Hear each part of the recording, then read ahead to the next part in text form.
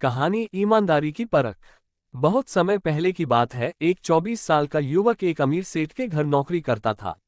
उसकी जिंदगी में बहुत कठिनाइयां थीं, माँ बाप का साया सिर से उठ चुका था और हर दिन मेहनत कर वह बमुश्किल अपनी जिंदगी चला रहा था। रोज काम पर जाता, वापस आकर खुद के लिए खाना बनाता और सो जाता।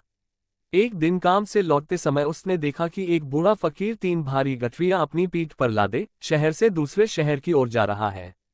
फकीर बेहद थका हुआ था और कुछ दूर चलने के बाद एक पेड़ के नीचे बैठ गया। उसी समय युवक वहां से गुजरा और फकीर ने उससे मदद की गुहार की। फकीर ने युवक से कहा, बेटा, ये गठरियां बहुत भारी हैं और मैं बूढ़ा हो चला हूं।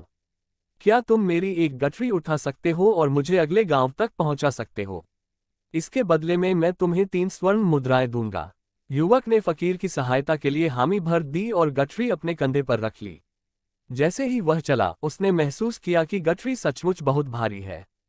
चलते चलते कुछ समय बाद युवक ने पूछा, बाबा, इस गठरी में ऐसा क्या है जो इतना भारी है? फकीर ने मुस्कुराते हुए कहा, इसमें तांबे के सिक्के हैं बेटा।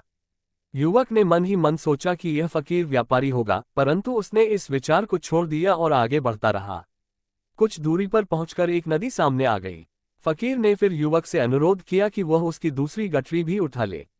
युवक ने उसकी दूसरी गठरी भी उठा ली। कुछ समय बाद युवक ने फकीर से पूछा कि दूसरी गठरी में क्या है। इस पर फकीर ने बताया कि उसमें चांदी के सिक्के हैं। युवक के मन में अब संदेह उठने लगे कि फकीर इतना सारा धन लेकर क्यों घूम रहा है। उसने सोचा कि यह जरूर अमीर व्यक्ति होगा। चलते चलते वे एक पहाड़ी के पास पहुंचे, जहां फकीर ने अपनी तीसरी और सबसे भारी गठरी भी उठाने का अनुरोध किया और कहा कि इसमें सोने के सिक्के हैं। ये सुनकर युवक का मन लालच से भर गया। वह सोचने लगा कि यदि वह इन तीनों गठरियों को लेकर भाग जाए तो वह अमीर बन जाएगा और अपना व्यापार शुरू कर सकता है। जैसे ही पहाड़ी की ढलान आई, युवक ने मौके का फायदा उठाते हुए फकीर से नजरें चुराकर तीनों गठरियों के साथ भाग निकला और अपने घर पहुंच गया।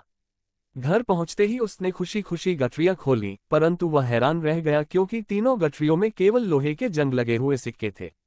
उसके हाथ एक पत्र लगा जिसमें लिखा था, ये नाटक एक ईमानदार व्यक्ति की खोज के लिए रचा गया था। मैं इस राज्य का राजा हूं और मेरी कोई संतान नहीं है। मैं अपने राज्य के लिए एक ईमानदार उत्तराधिकारी की तलाश कर रहा हूं, जो लालच से दूर और ईमानदार हो। तुम इस परीक्षा में असफल रहे। ये पढ़कर युवक को अपने लालच पर पछतावा हुआ। उसे समझ आया कि यदि वह अपने विचारों पर नियंत्रण कर लेता तो उसकी पूरी जिंदगी संवर सकती थी। शिक्षा। महात्मा बुद्ध कहते हैं कि मन ही सब कुछ है, हम जो सोचते हैं वही बनते हैं। इसलिए मन के विचारों को नियंत्रित करना अत्यंत आवश्यक है। यदि हम सही इरादे और सजगता के साथ जीवन में आगे बढ़ें तो हम अपने जीवन को सुखी और शांतिपूर्ण बना सकते हैं।